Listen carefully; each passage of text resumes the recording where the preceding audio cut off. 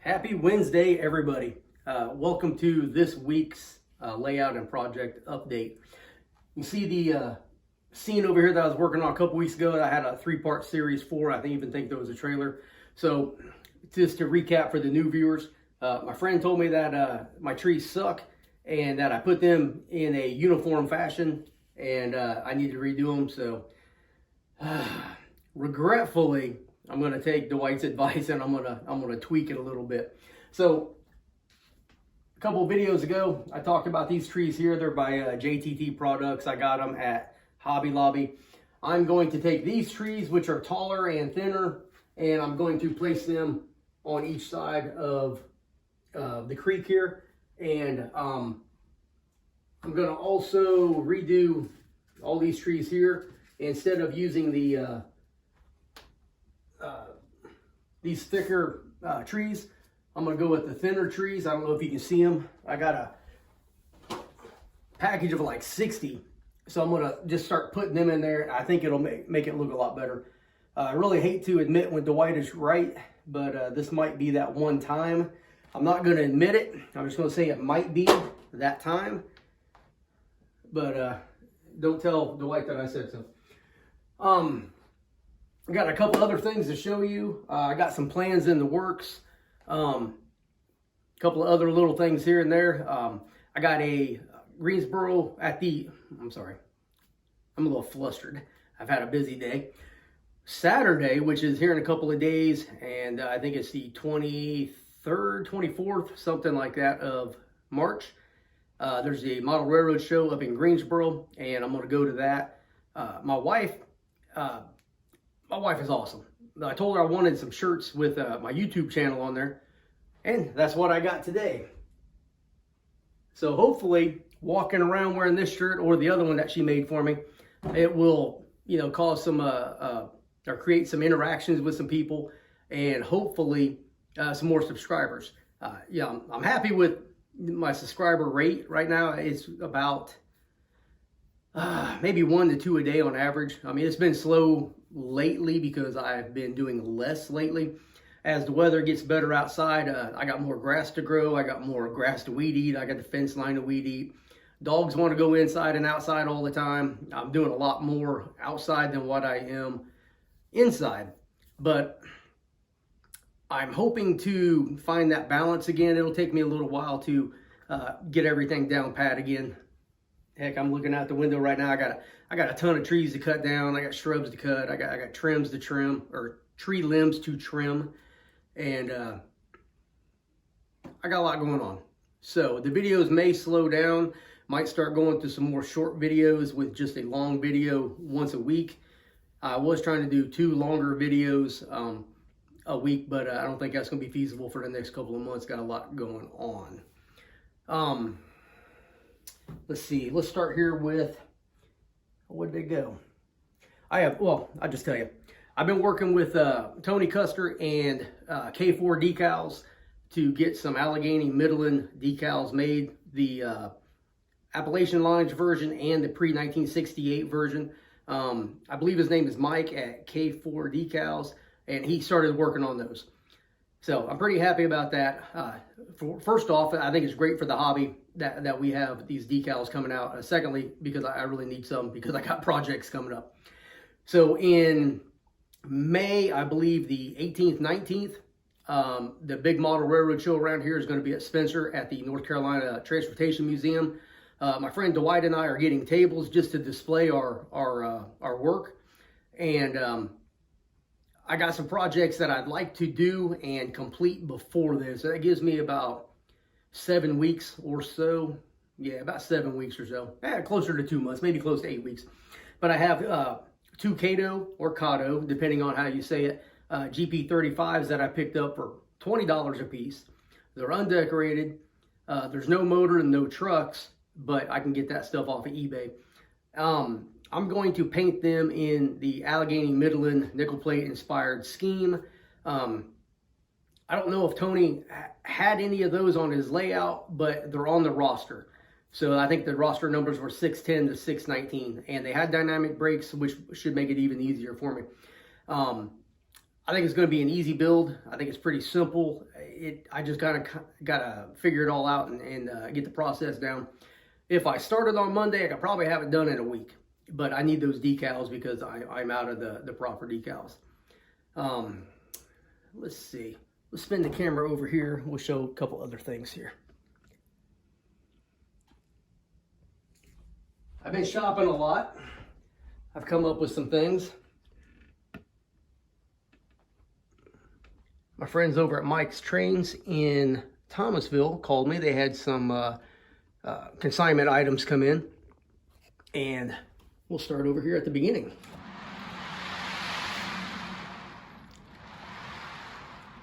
So, being that I model an Army installation and we move a lot of vehicles and equipment on flat cars, I'm always buying flat cars. So I picked up a couple of Rio Grande 40-foot flat cars.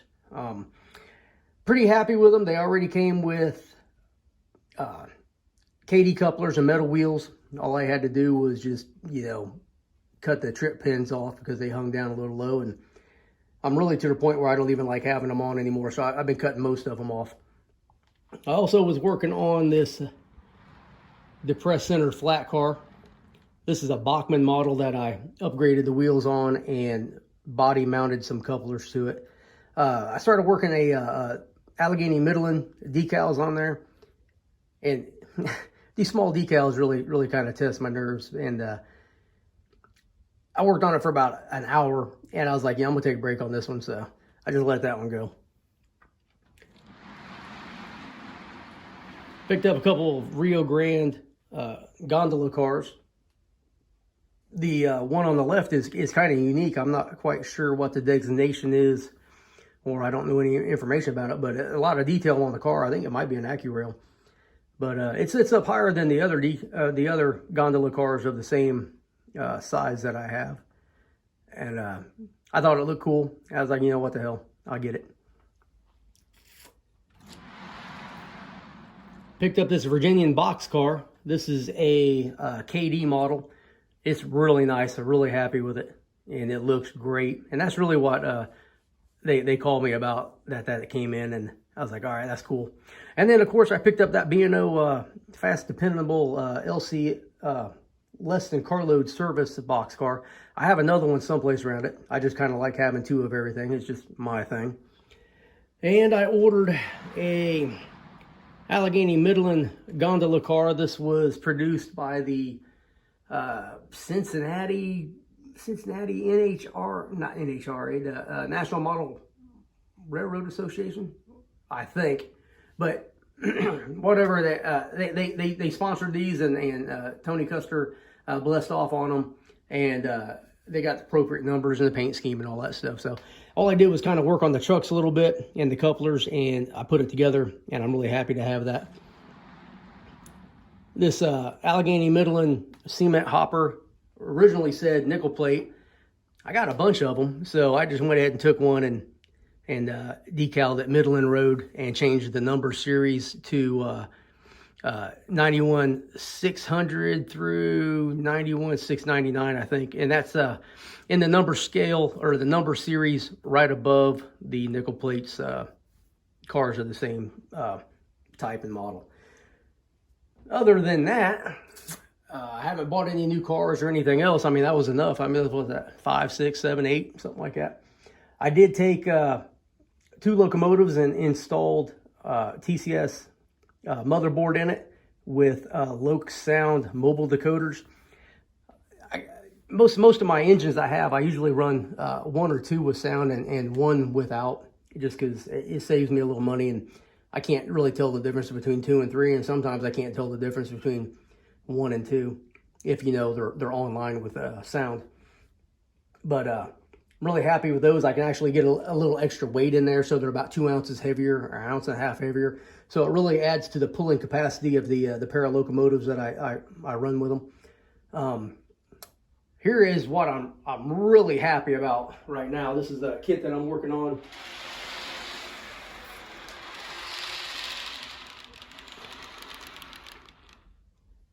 Focus, there we go. So the main husk of the car, or part of the car here, is an Athearn car, heavy duty flat car. This piece here, the bolster, I guess, on both sides are 3D printed. And I got the 3D printed parts from Steel Mill Modeling Supply. And I'll put a link in the description. And I've been talking to them a little bit lately, and I'm really happy with this car. I think it looks really cool. I just started working on it. I had it for about a year, and I mocked it up, and I just kind of sat it on a siding and just left it there out of the way. And then being I got the Spencer show coming up, I figured, you know, people might like to see some V&O stuff. It's been about a year and a half or so since we lost Alan, and, you know, just people seem to really enjoy the V&O, and I thought, you know, everybody would like to see this. I've been talking to the gentleman, I can't remember his name, at Steel Mill Modeling Supply, or Model Supply, to get some decals that have, I guess this is like a 600,000 pound capacity car, so a 300 ton heavy duty flat. And he's got decals for them, but they're not on the website, and he said he was going to look for some for me. So hopefully I can get those and finish doing the decals. And then I got a lot of detail parts to put on. There's some like a walkway to go here and a walkway here. And then I got the brake cylinders, reservoir, and the brake cylinder actuator itself. Or the control valve, that's what I meant.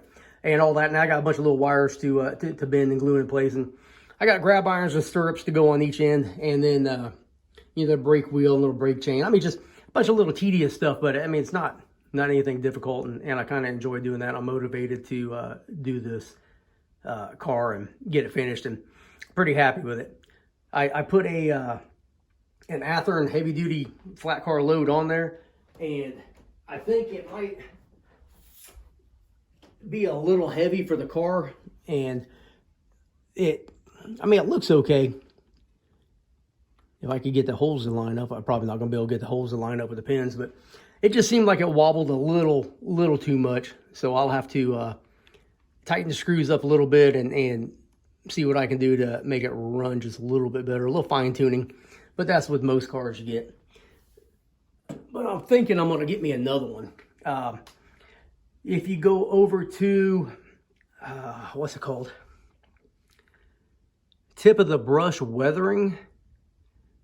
Joseph had a video on the other day, and it was an F-35 or an F-36 heavy-duty flat car that Pennsylvania had built in their shops, and they only had 2 of them, and they're pretty cool. But this guy called, I think it's Earnest Model Railway Supply. Earnest Model Railway. I'll put the link in the description.